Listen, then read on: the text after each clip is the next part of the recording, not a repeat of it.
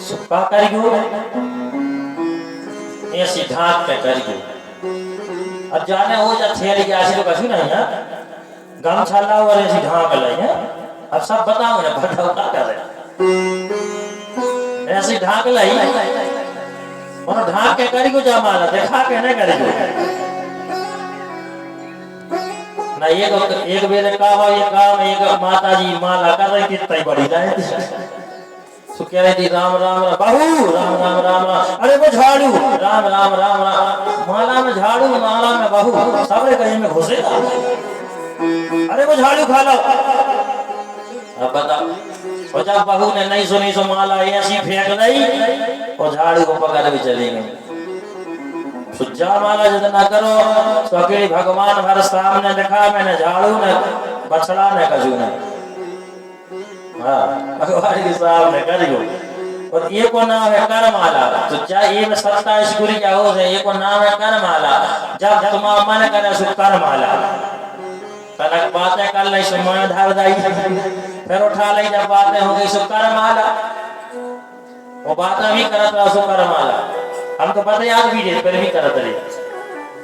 तो जा दिखा के हो सके तो जा गुप्त में ये को फल तनक जाना है ये को तनक भजन अकेलो है स्थाई मन बनो रे बस सबके अंदर अंदर। तो कर माने हाथ ठीक है। अब जे दो ही चीजें धर दी माया ठीक है। अब जाई नहीं आपने तो जैसा मान ले वो लगा रहा पैसा है पैसा लगा दो तो आप क्या करिए। चलो तो ठीक है हाथों से अपने काम करते रहो घर के ठीक है। सुखदेव जी कह रहे काम करो घर के काम करते रहो तुम्हारे हाथों से माला ले तो उसमें फिर समझ आ।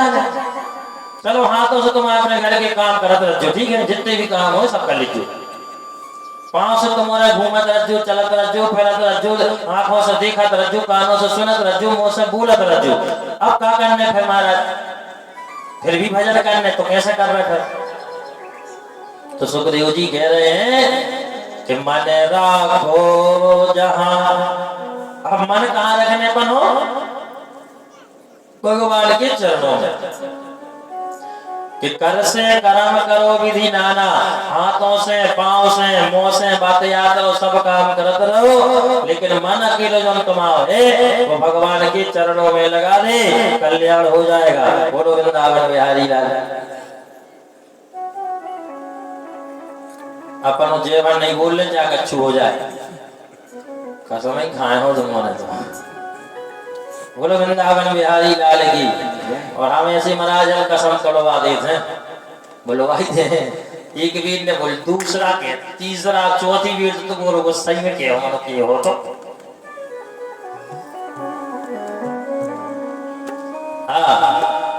तो मन राखो जहां कृपा निधाना। अब पूरे अपने घर के काम भी हो जा रहे हो मन कहाँ है भगवान के चरणों में तो भजन भी हो जा रहा हो कि नहीं हो जा रहा। अगर आपका मन परमात्मा में है तो सुखदेव जी कह रहे हैं आप जीवन में कभी गलत मार्ग पे नहीं जा सकते। सबसे बड़ी फायदा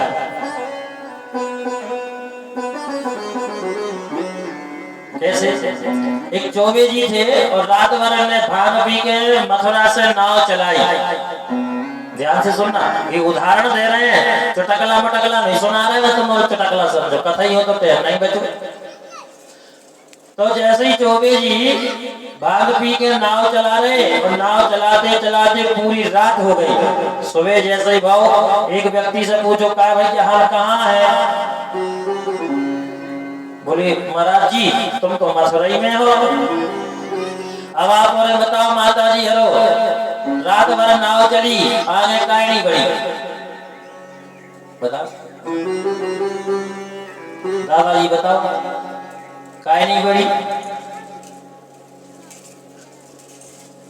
सारी रात नाव चलाई चौबे जी ने और नाव आगे नहीं बढ़ी।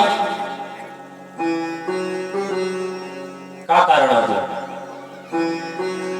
अरे कारण ये था भैया कि नाव तो रस्सी से और खूंटा से बनी थी। तुम तो रात नहीं कई रातें चला आगे बढ़ जाएगी। अगर नाव को आगे बढ़ाना है तो रस्सी खोलने पड़ेगी कि नहीं। ऐसे ही बस समझ गए बात। आप लोगों का जो मन है वो संसार में लगा है संसार से बंधा है, घर में, परिवार में, बीवी में, बच्चों में, जमीन में, जायदाद में, ट्रैक्टर में, गाड़ी में, यहाँ मन बंधा है। आप कोशिश करते हो कि हम भगवान की ओर जाए, लेकिन बंधा कहाँ है मन? संसार में। इसलिए आपको संसार के लोग मन को खींच लेते हैं, इसलिए भगवान की ओर बढ़ने नहीं देते हैं। तरफ ताली बजाओ। एक बात। दूसरी बात, अगर आपका मन भगवान के चरणों में लगा है तो आप जीवन में कितनों भी परिस्थिति आ जाए, कितनों भी कष्ट आ जाए, लेकिन आप उस मार्ग से हट नहीं सकते, क्योंकि भगवान में मन लगा तो भगवान हटने नहीं देंगे। जिस प्रकार से नाव नहीं बढ़ी, उसी प्रकार से आपका मन वही भगवान विचलित नहीं करेंगे। इसलिए चौपाई कह रही है, कर से कर्म करो विधि नाना, वो मन राखो जहां कृपा निधाना। अब तुम्हारा खूब पढ़े लिखे हो, ये तो समझ गए हो। जो अब अपन एक काम और कर रहे हैं, भक्तों की कथा को चल रहे हैं सुनवे।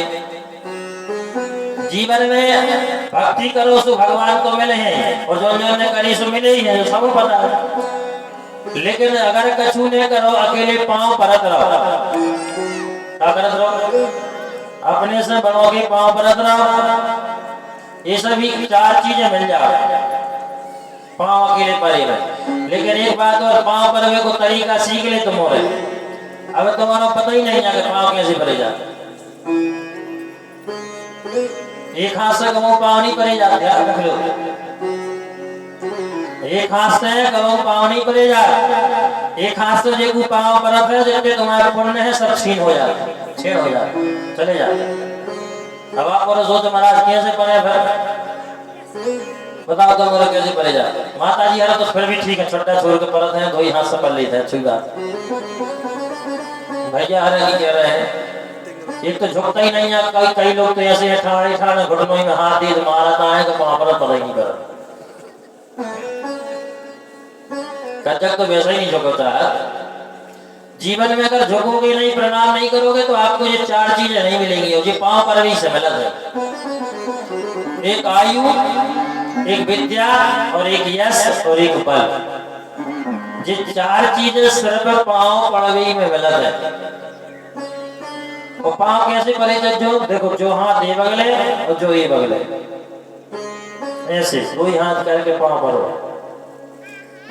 अपने संत बड़े हो में, संत हो में, गुरु हो में, और बाकी की जो उनकी तो पढ़ने से एक से चल सकते हैं। लेकिन संत, ब्राह्मण, गुरु और अपने माता पिता, इनके अलावा आप जिसकी पढ़ना है, एक हाथ से पढ़ो, 2 की पढ़ो, चाहे जैसे पढ़ो, मुझे नहीं पता।